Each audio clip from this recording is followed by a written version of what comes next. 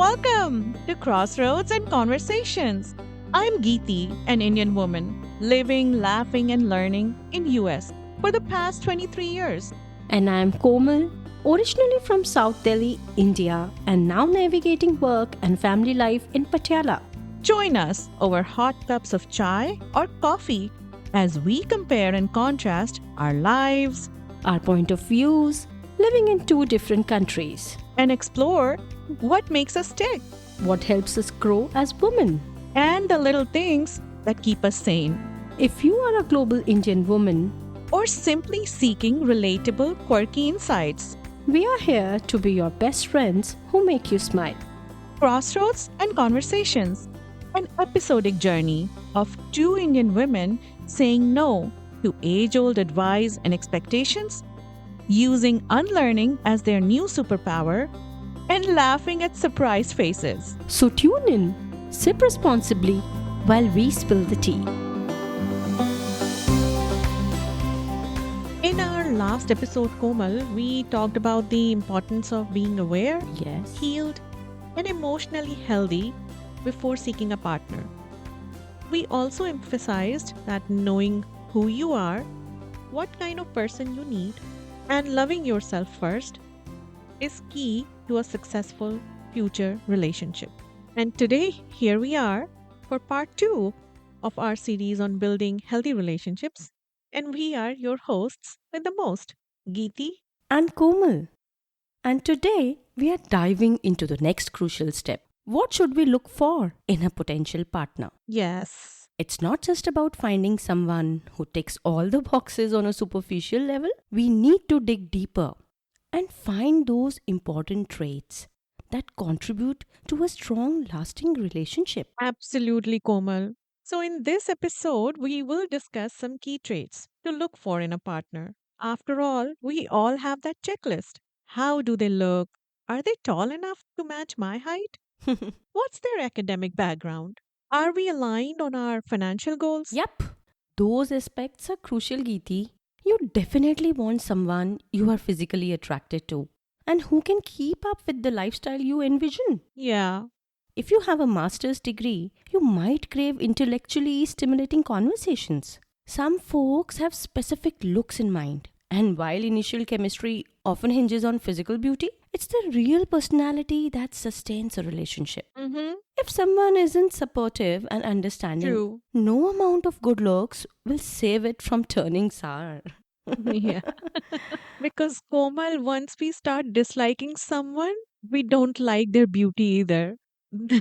Have you noticed that? Yes, yes. And when you start liking a person's personality, Beauty doesn't you matter. hardly notice what they look Yes. like. Yeah, yeah. Mm. But Komal, common interests can be a game changer. If Mm-hmm. one of the partner is a runner, or say like you love meditation, or someone enjoys painting, and if they have a partner who shares those hobbies, it can make a huge difference because they can enjoy those hobbies together now. Yes. Going for runs together, signing up for marathons, or waking up early together for meditation. Yeah. These shared activities not only make your bond stronger, but one of the partners does not feel left out, and the partner who is doing the activity does not feel guilty taking the time for their favorite activity. Yes. It's more enjoyable. True. So, Geeti, what was important for you when you were looking for a partner? Komal, I think I wanted someone with whom I won't get bored. I wanted someone with whom I can talk about anything under the sun and have an enjoyable conversation. Okay. And I did find that in my current partner. Like if we go for a road trip for a couple of hours easy, we don't even Hmm. have to start the music.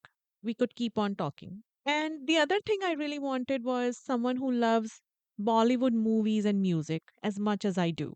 I cannot imagine being married to someone who cannot join me in a song that I love. That is scary. So, does your partner sings? Oh yeah, he's a really good singer. He's actually a singer, but he knows all those songs also that probably no one knows, but I know. Good for you. And he can join me in those. So that was something that I enjoy And he does too. Okay. Finding someone who matches your interests and values can make all the difference, Geeti. Yeah. But let's talk about the important traits to look for, but are never really talked about. Okay, which ones are those? Yeah, we'll explore qualities like empathy, communication skills, shared values, and emotional intelligence. These are the building blocks of a healthy and fulfilling partnership. So, whether you're single and searching, Hmm. or already in a relationship and looking to strengthen it. Or you might be that person wondering, why, despite all my efforts, is my relationship constantly derailing? This episode just might tell you that your partner Oh my sucks. God.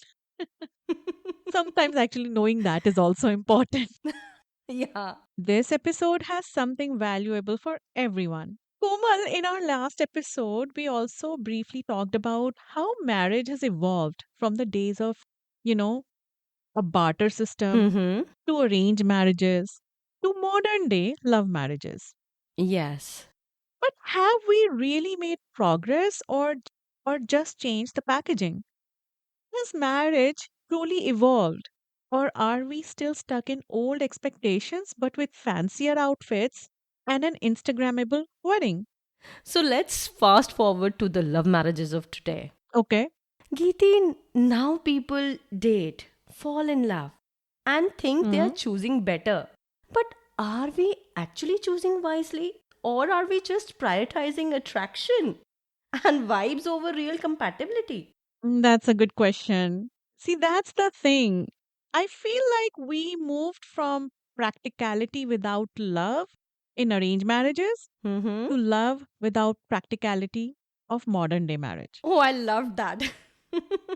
Because now people fall in love first and then realize they are not actually truly compatible, and to realize later that love alone is not enough actually. And let's not forget, Geeti, dating and marriage are not the same thing. You might have great chemistry on dinner dates, Hmm. but can you handle finances, conflicts over household chores, career struggles, or family issues together? Because that's the real test of a relationship. True. And let's also explore this new concept of the wedding over the marriage, where all these couples about to get married are actually chasing that viral reel. Oh, Weddings yes. today, Komal, have become less about the marriage and more about the perfect Instagram reel. Do you agree? Oh my god, Geeti, yes. Have you noticed that these days the focus isn't on building a life together, but on curating a social media worthy wedding? Yep. People are spending lakhs and crores on outfits, decor, drone shots, and grand entrances, but not on understanding the person they are actually marrying. Yeah. At least it feels like that. It's all about that one Yes. 30-second cinematic reel, the coordinated dance performances, the extravagant lehengas.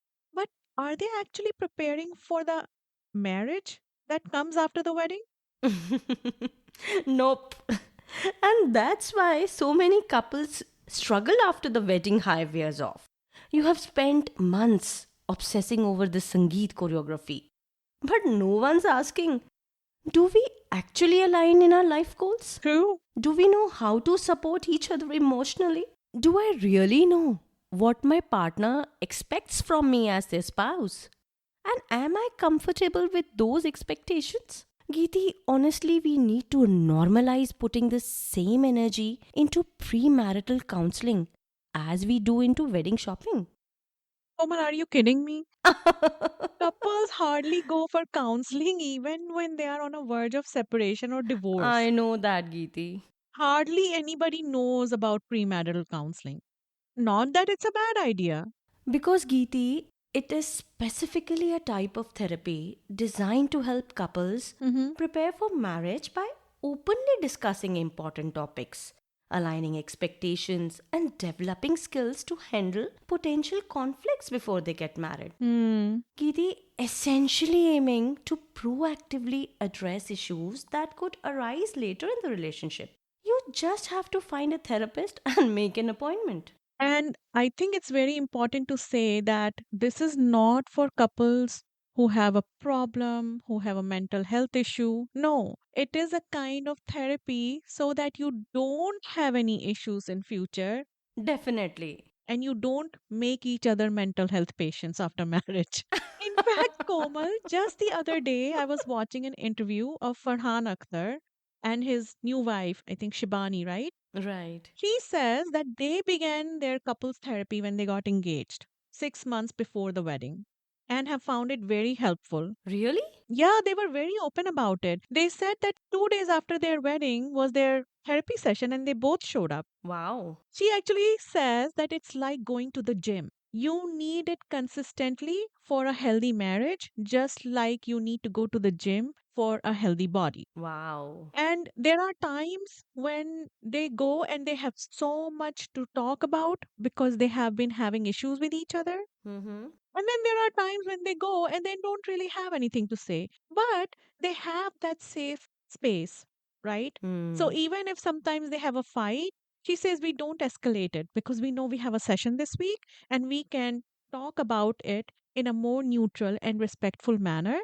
And she says it's a game changer. And I believe her, actually. Hmm. So, Komal, the question truly is what really makes a relationship work? Because clearly we know this by looking around. Being aligned on finances or having a beautiful partner or some, highly achieved academic guru is not cutting it. Hmm. Like people ask for in their matrimonial profiles, Right. right? They are looking for tall girl who's pretty, who's educated, a boy who makes a lot of money, and they're still having issues. So, what is it that is important then outside of these things? Geeti, first thing that comes to my mind is trust and honesty. Because if you don't trust your partner or feel safe being vulnerable, the foundation is shaky, I think. So, Komal, what does trust feel like? Geeti, it feels like home. You feel safe, seen, and supported. You don't have to walk on eggshells or prove your worth or constantly seek validation. You can be your true, unfiltered self without fear of judgment. Right. Your partner makes you feel comfortable sharing your thoughts and emotions, Geeti. They support your mental health, checking in on how you feel rather than just what do you do. Mm, Even in silence, their presence feel reassuring, Geeti. so true. So, if you feel like you're constantly second guessing yourself, over explaining your actions, or hiding parts of who you are to keep the peace, that is not a green flag person. A simple example would be if you are meeting a friend for coffee, but you feel like you have to hide that from your partner because they may not like it. Hmm. A good partner would be happy because it makes you happy. Or if you enjoy sappy romantic movies, but you stop watching them because your partner always makes fun of you for enjoying them. A good partner would actually watch it with you because you enjoy them. Oh, And yes. you should enjoy watching their favorite genre of movies with them Right. because it's a two-way street. If you are having a bad day and just want to sit in comfortable silence, you should feel comfortable saying that. Komal, this is something that I and my husband do many times. My kids are just 22 months apart, and when they were little, after early mornings and all day of work, and then evening routine with the kids and putting them to bed, and his long hours at work as well, and helping out with the kids, we would be so drained by 8 p.m. that we would openly some days tell each other that I'm togged out. I have no energy to talk or to listen about, what you want to say. Hmm.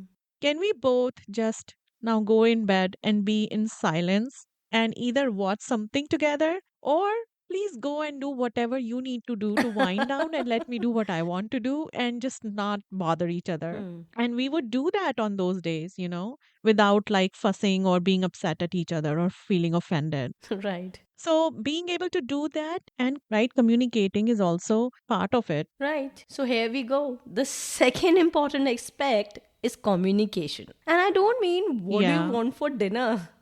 I mean real conversations about your fears, goals, values, and even finances. Giri, having deep conversations with your partner about your fears and insecurities can make a huge difference in how they understand you. True. Opening up about your past experiences can show them how they shaped your current behaviors. Yeah, This honest exchange can bring a couple closer and build a stronger emotional connection.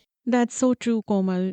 You can understand where their insecurities or fears are coming from, right? And maybe you can talk about them in the current scenario and help them either seek help or understand their own self a little better. Right, But Komal, communication in general is so important, especially in a multicultural marriage, which are very common these days, right? right. I am from MP, married to a Maharashtrian, and discussing our upbringing, our cultural differences helps us also find out what is important from our culture or our upbringing that we want to pass on to our children, right? Yes. It helps us communicate what we want for our family going forward, understanding each other's perspectives, and finding common ground. Hmm. So, yeah, communication is really important. Right. Geeti, another important trait to look for in a future partner is finding someone who encourages your growth. They don't hold you back, they push you forward. A partner who makes you feel, That's an important one, Komal. yes, Geeti, a partner who makes you feel guilty for wanting to grow, minimizes your achievements, or feels insecure when you succeed is definitely a red flag. A healthy partner wants to see you thrive. They celebrate your wins, support your ambitions, and never make you feel guilty for prioritizing your goals. That's true, Komal. In fact, they encourage you to go after that promotion instead of worrying about how it will affect your ability to manage the house. They show interest in your hobbies. They are not threatened by your success, they are proud of it. They push you to be better, but while respecting your pace and choices. In Hmm. fact, Komal, good partners are also open about your shortcomings and weaknesses, but in a respectful and supportive manner. And they help you in making positive changes. If you ask me, true partners help each other in becoming their best versions, Komal. True, Geeti, that's an important one. Yeah, And a key ingredient for that kind of support comes from mutual respect. absolutely. Respect for each other's individuality, careers, and boundaries. You are partners, not just extensions of each other. Yeah, Someone who understands that no means no because you have a life of your own, full of your dreams, purpose, and a way of living. right. It means your partner respects your physical, emotional, and personal boundaries without guilt tripping or making you feel bad for setting them. Like if you tell them you need a night to yourself and they say, of course, enjoy your time, instead of guilt tripping you for not spending it with them. Komal, in marriages, we often see it's normalized, but if you really are a respectful, concerned partner, you should not pressure your partner into things they're uncomfortable with. Someone who constantly tests your limits, Hmm. puts pressure on you, or ignores your wishes, making you feel guilty for having boundaries, is definitely a red flag. Right. For example, Geeti, if you say, I would like to spend Diwali with my parents this year. So instead of saying, you belong to our family, your partner responds, I understand. And I think it's a great idea. We can take turns each year with both families. Oh my God. A lot of it is also in our country about, just their ego, to be honest. And that's also an important one. Where there is respect for each other, there should not be ego, right? Right, Geeti? It's like you don't own that person. Yeah, yeah. But not just the husband, the whole family feels that way. That, now that you're married in our household, we get to decide where you spend every minute of your life. Right. But that's the thing, right? Relationship needs consistent effort. It doesn't need just once in a while grand gestures.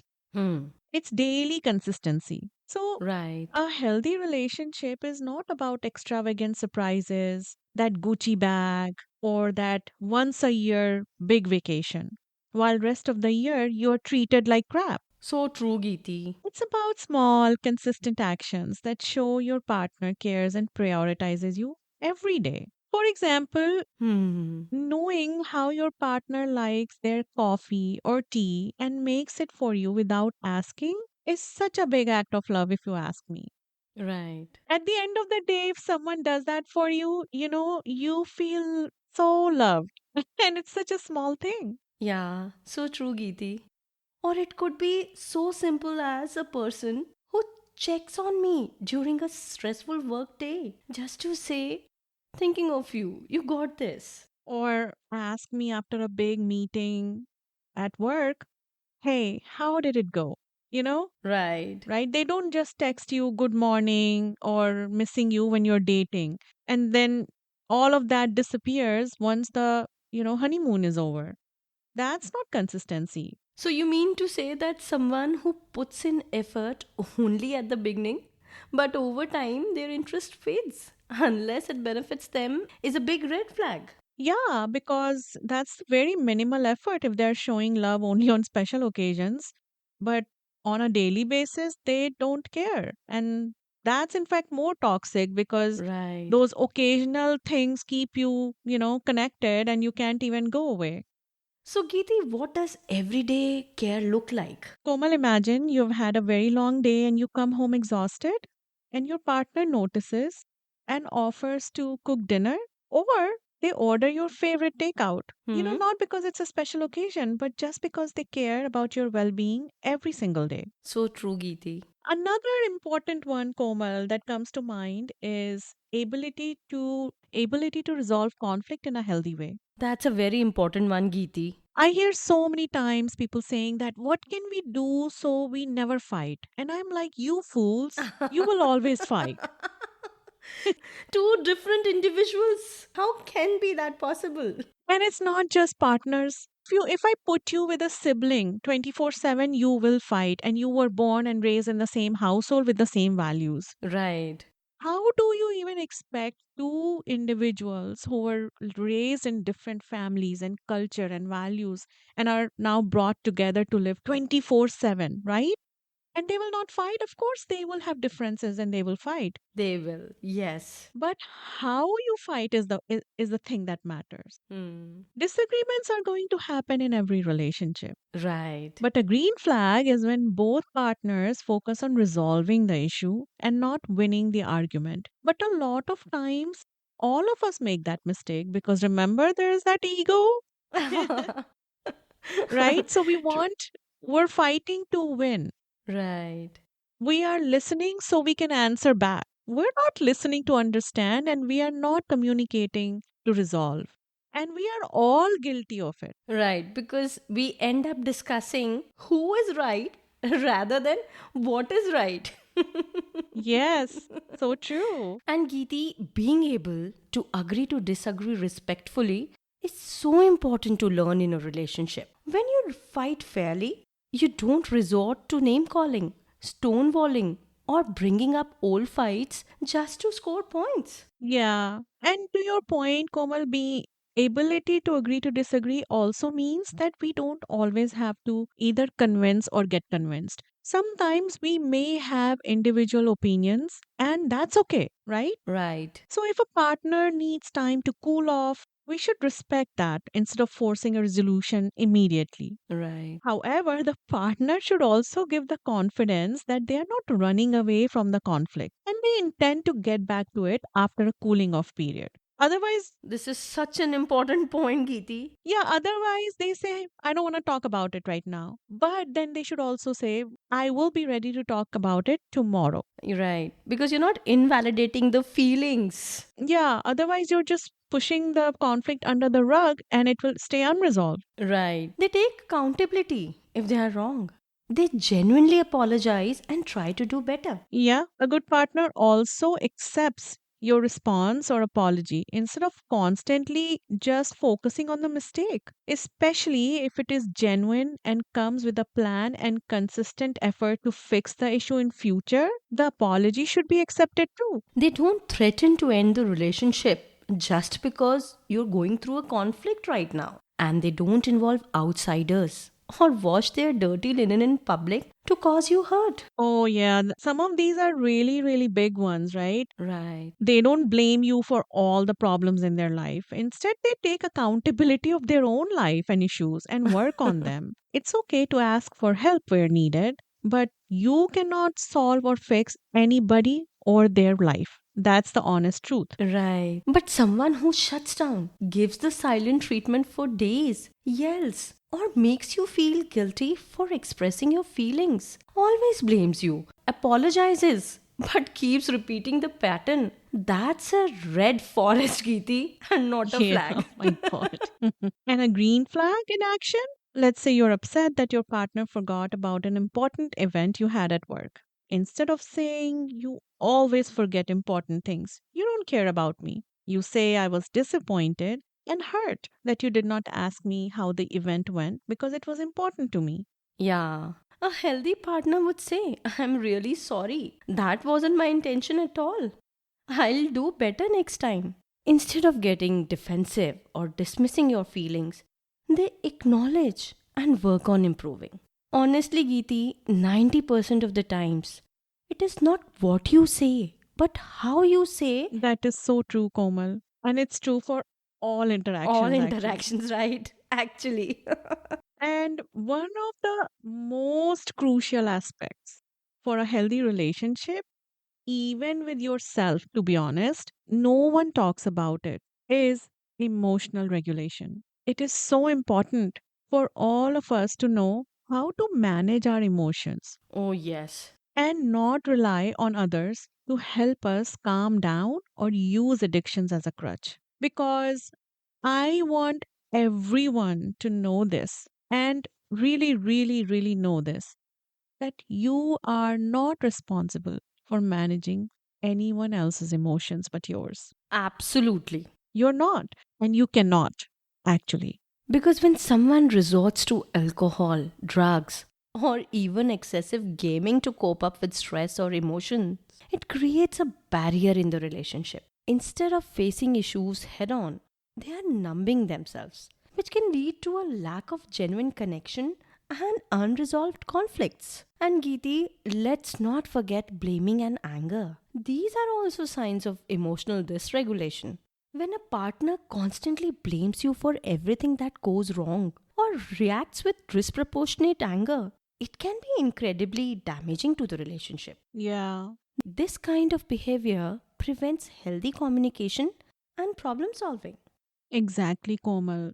Using addictions or letting anger take over is not sustainable. It deepens the problems and creates a toxic environment. Right. A partner who can regulate their emotions and not blame others is better equipped to handle life's ups and downs. Hmm. And they bring stability and support to the relationship. So true. It's all about being present and dealing with emotions in a healthy way. Yeah, Geeti, in my experience, there is a deeper issue at play when someone cannot regulate their emotions and they need to first focus on themselves. yep, absolutely. Yeah, and their mental health. Instead of a relationship, it is better to be their friend Yeah. and encourage them to see someone. Because remember, fixing others is not our responsibility, you said. But remember, women are so delusional.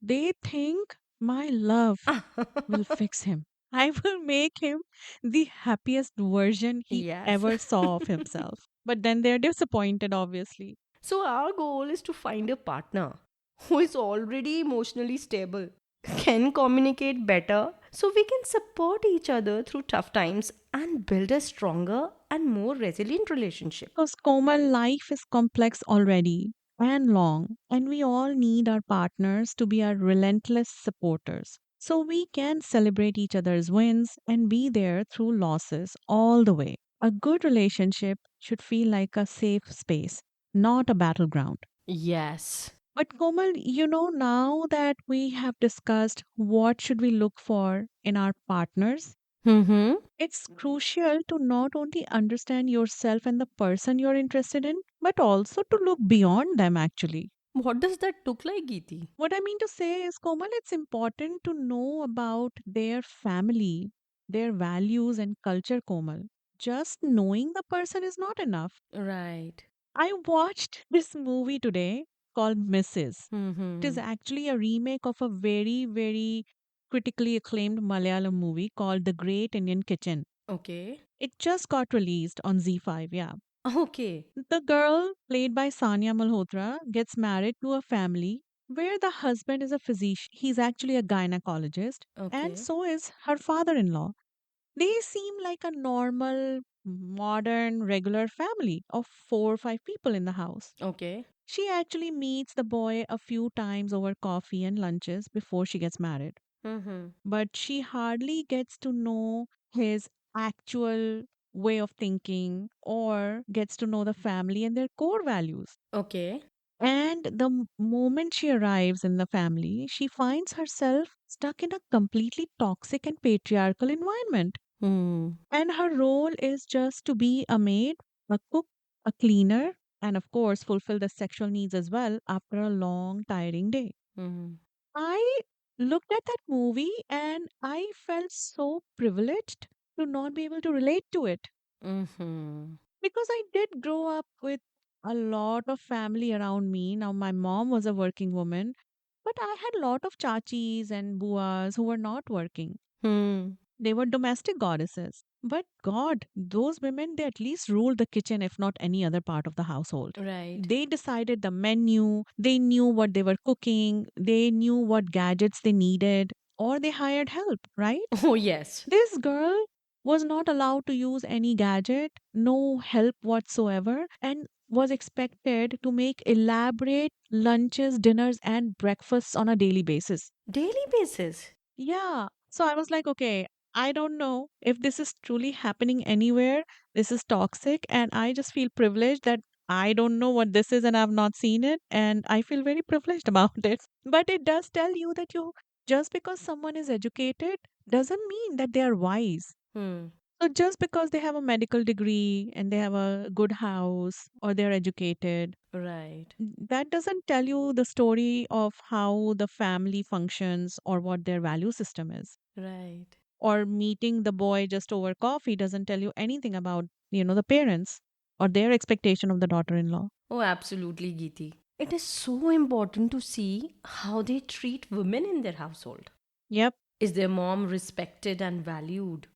Or does their sister have freedom of choice? Does the mother expect her daughter in law to treat her son like a king? Or has she taught him to treat his wife like a queen? Yeah, and what about the parents? Are they looking for a companion for their daughter or they are just trying to offload her to a different family? Oh my god. Does she bring her intellect, wisdom, and ability to create a home to the new family, or is she expecting to just be another member in the family to take care of? Hmm. Komal, knowing their friends is also key. Friendships can tell you a lot about a person. How do they spend their time together? Are they into gossiping, smoking, and drinking? Hmm. Or do they love traveling and hiking? Are they community contributors or nuisances? Right. And Geeti, also notice how they treat people who are less fortunate, especially when they make mistakes. If the household help accidentally adds too much salt to the food, or a waiter spills water, or a beggar approaches them on the street, how do they react? Don't forget to sometimes take them on a spontaneous, unplanned, maybe even a camping trip in the wild. Why? I have told both my boys that when they find someone, they have to do this before they finalize that person. Okay. Because when you go on an unplanned trip or say camping in the wild, things are not predictable. It might rain at night when you are camping. Right. The camping gear itself needs collaboration between two people to set up a tent. You don't know where you have to go next day or how you need to collaborate to prepare a meal, right? Hmm. And when you are coming across setbacks, it shows the true nature of a person. How do they handle surprises and setbacks? Do they blame, sulk, or accuse? Or Hmm. do they maintain their calm and work with you to turn it into a great experience? Right.